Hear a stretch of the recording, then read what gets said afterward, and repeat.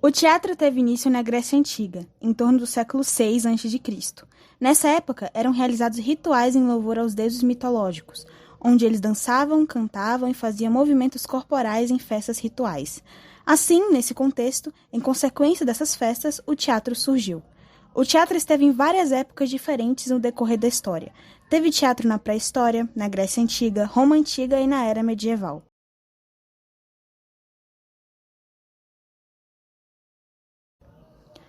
O teatro na Roma Antiga teve enorme influência do teatro grego, assim como outras manifestações culturais desse povo. Entretanto, os romanos trouxeram algumas modificações dessa linguagem. A mais significativa delas é no que se refere à estrutura arquitetônica, que antes era feita em encostas e morros pelos gregos e depois passou a incorporar arcos e abóbadas pelos romanos. Os temas e objetivos do teatro romano também se modificaram um pouco, com a valorização de mais entretenimento, como lutas de gladiadores e animais, e menos assuntos religiosos.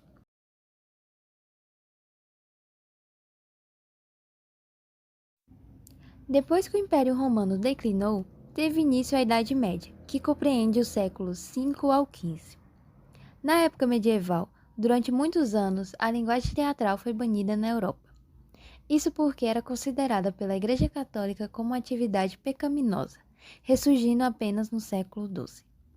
Assim, a finalidade do teatro medieval era a divulgação dos preceitos religiosos e histórias bíblicas, sendo ensinado por membros do clero.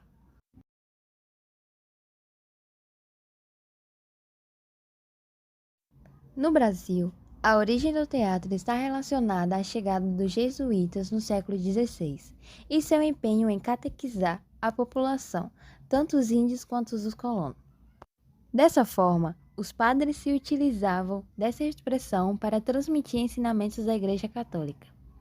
Uma das pessoas mais notáveis nesse contexto foi o padre Anchieta, que dedicou-se fortemente ao seu chamado teatro de catequese.